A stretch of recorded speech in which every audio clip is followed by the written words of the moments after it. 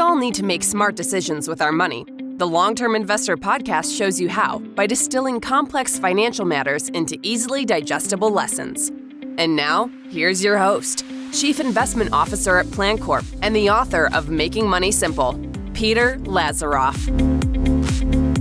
Welcome back to The Long-Term Investor. Today, we're going to talk about one of the biggest questions that parents and grandparents face when saving for a child. And that's how much money should actually go into a 529 plan. Because 529 plans are powerful, but some families also worry about overfunding the account, locking up too much money and finding out later that their child got a scholarship or chose a less expensive path or didn't need it after all for school at all. And while the newer 529 to Roth IRA rollover rules help, those rules don't make it an obvious choice to pour every dollar you can into a 529. Instead, I think parents and grandparents need to think more intentionally about what job each account is supposed to do. Now, before we get into it, I've got a free one-page companion guide in the show notes called Can I Make a 529 to Roth IRA Transfer? You can download that in the show notes at thelongterminvestor.com, or there's a link at the top of the episode description that gives you direct access. There aren't any gates, no email is required. Hopefully, this gives you a simple framework for deciding whether this strategy may apply to your family and whether those dollars may be better used elsewhere first. Now, let's start with what 529 plans do well. A 529 plan is one of the best tools we have for education savings because the earnings grow free of federal tax, and withdrawals are tax-free when used for qualified education expenses. Depending on where you live, your state may also offer a deduction or credit for the contributions. Just as important, the account owner keeps control of the assets, and the beneficiary can be changed to another family member if plans change. It's that combination of tax benefits, control, and flexibility that's really hard to beat. Now, from an investment standpoint, most plans make it pretty easy. If you're a busy parent or grandparent, age-based portfolios are often a perfectly reasonable default. They typically start with more stock exposure when the child is young, and gradually become more conservative as college gets closer. It's not really complicated, and that's part of the appeal. So how much should you actually put into a 529 plan? And I think this is where a lot of people get tripped up. The tax code allows you to put quite a lot of money into a 529, and contributions, while they can have gift tax consequences if they exceed the annual exclusion amount, there is a special rule that lets you front load up to 5 years worth of annual exclusion gifts into a 529 and spread them ratably for gift tax purposes. So in other words, the system gives families room to fund these accounts aggressively, but just because you can contribute that much doesn't mean you should. In practice, I think many families are better off treating a 529 as a tool for funding a meaningful portion of future education costs. But in practice, I think many families are better off treating a 529 as a tool for funding a meaningful portion of future education costs, not necessarily every last dollar. If your goal is to be really helpful without boxing yourself in, aiming to cover maybe 60 to 70% of expected tuition can be a reasonable target because that leaves room for changing circumstances or the reality that your child may not follow the exact path you pictured when they were 3 years old. And I also want to repeat something I've said before. You really shouldn't be prioritizing your child's education savings over your own financial well-being. Kids can always borrow for school, but you cannot borrow for retirement. I'm pretty sure that if my kids had to choose between taking out some student loans or having me live in their basement in retirement, I'm pretty sure they would choose to fund their own education. And that's what gets us to the emotional heart of the issue. Education planning is a long-distance decision made with incomplete information. When your child is young, you don't know whether they'll earn a scholarship or attend a lower-cost school or go to graduate school, pursue a trade, or leave the money unused. And for a long time, that uncertainty created a real psychological barrier. What if I overfund this account and trap the money in the wrong place? Because non-qualified withdrawals generally trigger ordinary income tax on the earnings portion, plus there's an additional 10% tax on those earnings. The good news is that 529s have always been pretty flexible. You can still use the money for other qualified education expenses, and you can even change the beneficiary to another family member. Now, in some cases, though, $529 can also be moved into a Roth IRA for the beneficiary. And that Roth rollover rule is relatively new and something that everyone seems to notice. And I get it. It sounds like a big deal, but this is not a loophole for supercharging retirement savings through a 529. I'd say at best, it's a limited safety valve for modest overfunding.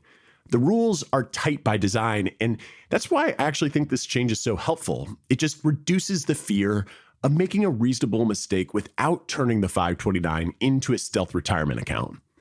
So the easiest way to understand the rules is to break them down into 3 buckets: who can do it, when they can do it, and how much they can do. And remember, there is a flow chart, a single-page PDF that you can find in the show notes at thelongterminvestor.com or a link at the top of the episode description. Now first, who can do it? The Roth IRA has to belong to the same person who is the 529 beneficiary, and the beneficiary needs enough earned income in the year of the rollover to support the amount moved. Second, when can they do it? The 529 account generally has to have been open for at least 15 years, and the dollars being moved generally have to come from contributions and earnings that have been in the account for more than 5 years. The transfer also has to be done directly from the 529 to the Roth IRA custodian. You can't take possession of the money yourself and then try to redeposit it later, kind of the way that you might with, say, like a 401k rollover. Third, how much can you do? The rollover counts towards the beneficiary's annual IRA contribution limit for that year, which means any other traditional or Roth IRA contribution they make uses up part of the room. There's also a lifetime cap of $35,000 per beneficiary. So in practice, this usually means a series of annual transfers over multiple years, not one big move. Beginning in 2026, the IRA contribution limit is $7,500, which shows you how this would usually play out over time. Now, here's what I think is the most important part. I'm not so sure that you should begin with the Roth rollover. I think when you have excess money in a 529 plan, you really should begin with the original goal. So before you start mentally converting education savings into retirement savings, ask whether the money is still likely to be used for education, or whether another family member could use it, and whether you're overlooking legitimate qualified education expenses. And this is part of why I think that PDF that I keep referencing in the show notes and at the top of the episode description is so useful, because it pushes you to ask those questions before making the transfer. But if the education need is truly behind you and the beneficiary has earned income, then the rollover can be genuinely valuable. I mean, think about it. Giving a young adult an early Roth balance matters, not because the $35,000 solves retirement by itself. Trust me, it doesn't, but because starting early matters, and this rule gives families a way to redirect otherwise stranded education money into a long-term asset without creating an unnecessary tax hit. Now, that is a meaningful improvement. A few important cautions. There are still a couple of reasons not to get too cute with this. The first is that federal tax treatment and state tax treatment are not always the same. Some states may recapture prior deductions or credits or otherwise treat the rollover differently. Second, there are still unresolved questions about how beneficiary changes interact with the 15-year rule. So if your plan involves changing beneficiaries mainly to create rollover eligibility, slow down and get some tax advice before acting, because this is one of those areas that is a little tricky. And I think that leads to the real planning takeaway here, is that the answer to overfunding risk is not always avoiding 529s. I think more often it's simply avoiding the temptation to put every dollar for a child into one kind of account. And that's why custodial accounts can be useful. A custodial account, usually a UGMA or UTMA, is not a tax advantage education account like a 529. It's an investment account owned by the child, with an adult serving as a custodian until the child reaches the age of majority under state law. Now, that means it doesn't offer the same education-specific tax benefits or the beneficiary flexibility the way that a 529 does, but it offers much broader flexibility than that, because the money can generally be invested in a wider range of options. And while the child is still a minor, it can be used for a child's benefit without it having to fit inside the narrower definition of qualified education expenses. And that's why I think the custodial accounts can be a little underrated. Not necessarily because they're better than 529 plans. They usually aren't, but they can serve a different purpose. A 529 is often a better tool for core education funding, while a custodial account can be a useful sidecar account for those gray area expenses that tend to pop up around the college years, or for families who want some money set aside for a child without locking every dollar into an education-only bucket. Of course, that flexibility comes with trade-offs. The gift to the child is irrevocable. You generally can't change the beneficiary the way you can with a 529. And once the child reaches the age of majority, the account becomes theirs to control, and they can use it for college or not. Custodial accounts can also be less favorable in the financial aid calculations because the UGMA and UTMA accounts are treated as student assets, while a parent-owned 529 is reported with the parent's investments for a dependent student. From a tax standpoint, we also have to keep in mind that investment income in custodial accounts can run into kiddie tax rules.